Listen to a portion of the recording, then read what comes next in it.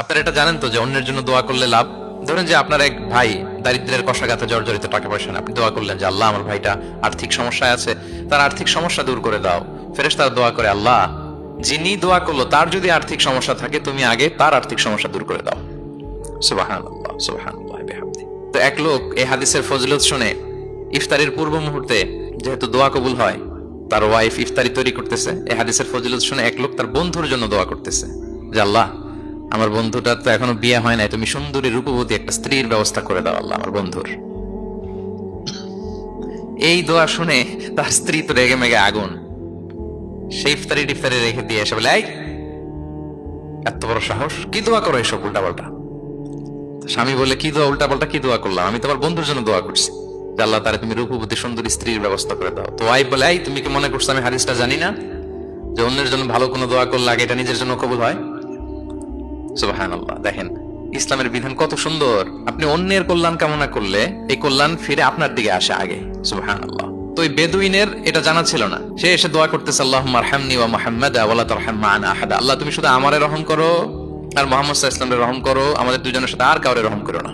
রাসূল ইসলাম তাকে বলেন, হায় রে, একটা প্রশস্ত বিষয়কে সে সংকীর্ণ করে ফেললো। আফসোস করে বলতেছে, কারণ আল্লাহর দরবারে রহমের কি কোনো ঘাটতি আছে বলেন তো?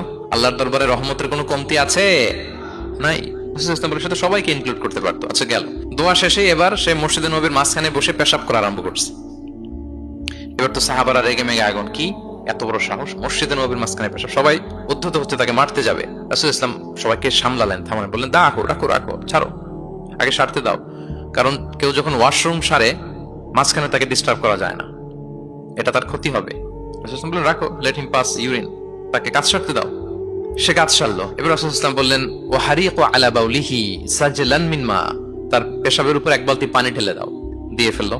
এবার রাসূল ইসলাম বললেন, ইন্নামা বুইসতুম মুয়াসসিরিন ওয়া লাম তুবআসু মুআসসিরিন। হে সাহাবারা, মনে রাখো তোমরা সহজপন্থী হিসেবে প্রেরিত হয়েছে, তোমরা কট্টরপন্থী হয়ে পৃথিবীতে প্রেরিত হও নাই। সুবহানাল্লাহ। তাহলে যে কোনো জিনিসের সলিউশন আপনার সহজভাবে করতে হবে, এটাকে জটিল বানানো যাবে না। আমরা অনেক সময় জটিল থেকে জটিল করি। তখন এই বেদুইন রাসূল ইসলাম ডেকে বললেন, আচ্ছা তুমি যে কাজটা করলে, মসজিদে নববীর মাঝখানে পেশাব করলে, এটা কি ঠিক হলো? তুমি কি জানো এটা আল্লাহর ঘর, এটা আমাদের মদিনার কমিউনিটির ইবাদতগাহ, এখানে আমরা আল্লাহর ইবাদত করি, আল্লাহর জিকির করি, আল্লাহর কিতাব তেলাওয়াত করি, এটা কি তোমার ঠিক হলো? এইভাবে যখন আদর দিয়ে পরম মমতায় তাকে বুঝিয়ে বলা হলো, সে লজ্জিত হয়ে মাথা নিচু করে ফেললো। সুবহানাল্লাহ। রাসূল সাল্লাল্লাহু আলাইহি ওয়াসাল্লামের কাছে ক্ষমা চাই। আপনি কোমলতা, ভালোবাসা দিয়ে যা জয় করতে পারবেন, কঠোরতা দিয়ে সেটা পারা যায় না, খেয়াল রাখবেন। ভালোবাসা দিয়ে যেভাবে আপনি মানুষের হৃদয় জয় করতে পারবেন, কঠোরতা দিয়ে পারবেন না। এজন্য ইসলাম ফ্লেক্সিবিলিটিতে বিশ্বাস করে। ফ্লেক্সিবিলিটি, লা ইউকাল্লিফুল্লাহু নাফসান ইল্লা উসআহা। আল্লাহ সাধ্যের বাইরে কাউকে কখনো কিছু চাপিয়ে দেয় না। এজন্য ইসলামকে সহজ করে উপস্থাপন করতে বলেছেন তিনি।